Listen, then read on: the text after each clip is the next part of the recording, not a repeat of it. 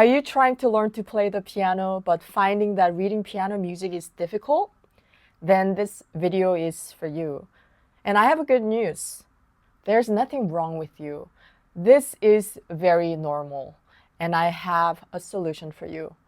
I am Kristina Lee, and I have been talking about learning to play the piano, especially geared towards beginners or beginner-ish piano players.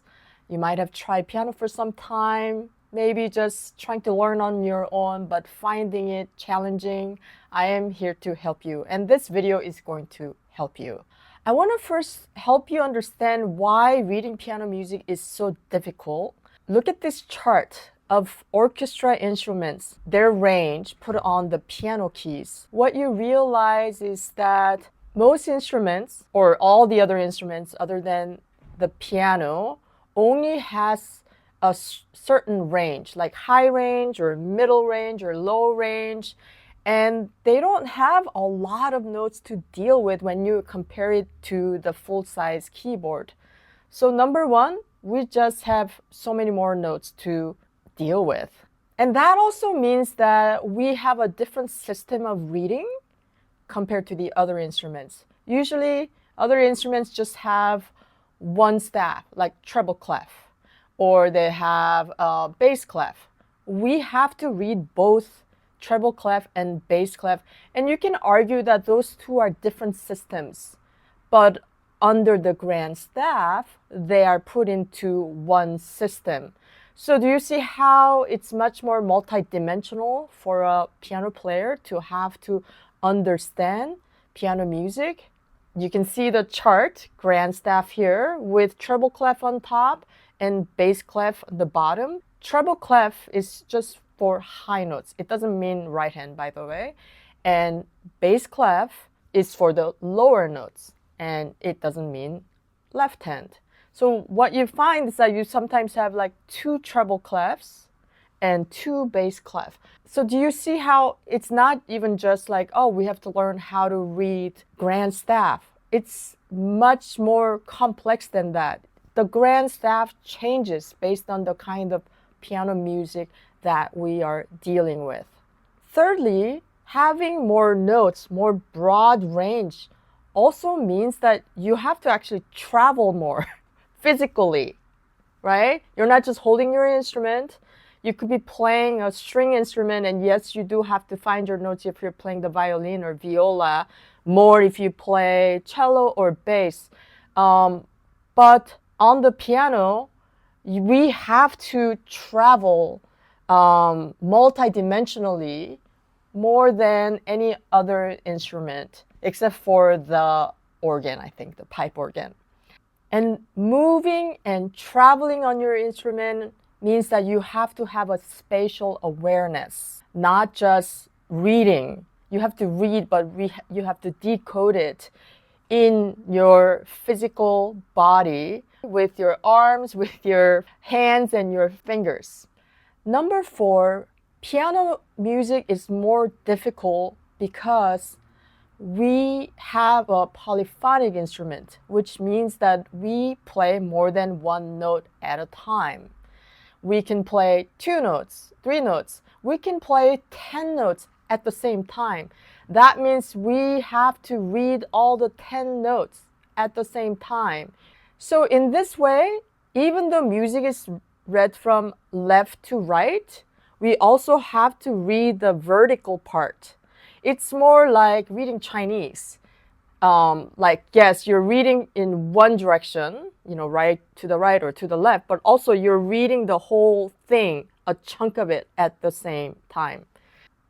Piano being polyphonic, we have multiple voices going at the same time. Think about it. Even if you keep your right hand very simple and left hand very simple, you have 2 voices. And in chamber music or band setting, usually one instrument takes one voice. Like bass can be bom, bom, bom, bom, bom, bom, bom. Solo instrument or the singer might have bom, bom, bom, bom, bom, bom, bom, bom, bom.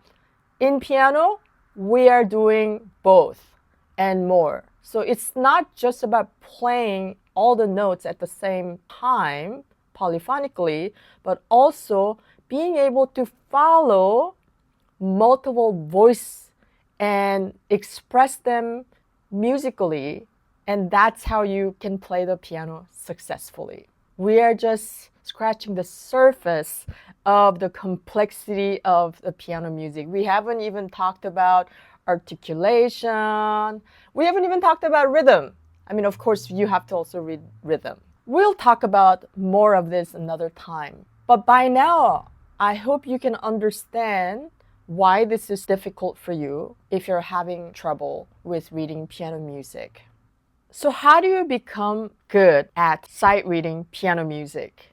There are two main skills that you have to work on.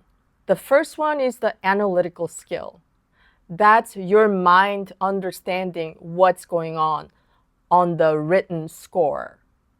You look at it, and if you see a single note, you can say, oh, that's G, that's E. And not only that, we have like 7 Gs, so you have to know which G is on the piano. Okay, so it's not just about the letter name, knowing the letter name. I've had a lot of students who would transfer to me, and they could read perfectly because they've done enough theory work, but they didn't know where it was on the piano. So when I talk about theory, I emphasize applied theory. If you just have theory, but you don't really know how it works on the instrument, it's useless. You have to understand how it applies.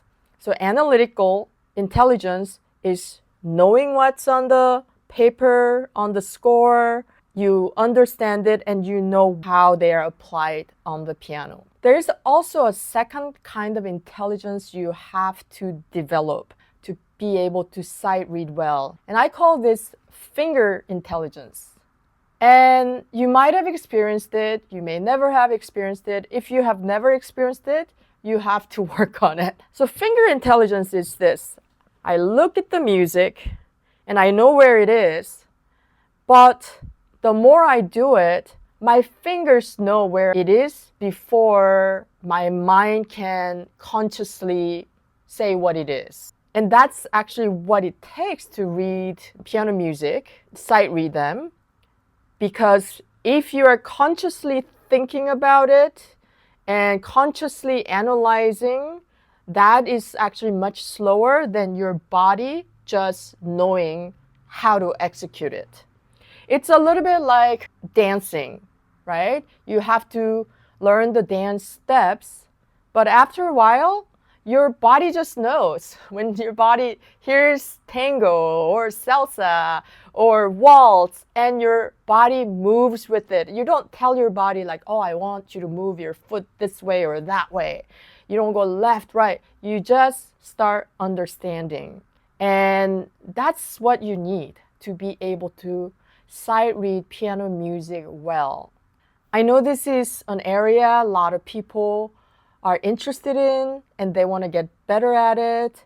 And I have struggled with my own students, teaching them, regardless of their knack for music, their natural ability, how to engage sight reading in a smooth and methodical way. So I've been working on a project, and this is going to be released this month sometime.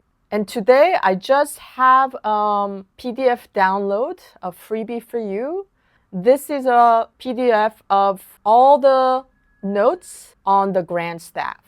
So you can see how the notes on the grand staff corresponds on the keyboard. If you're interested in this topic and you want to know when this resource is released, go ahead and take the freebie and I'll have your email address. And that way I'm going to let you know as soon as it's released. I will probably see you next week.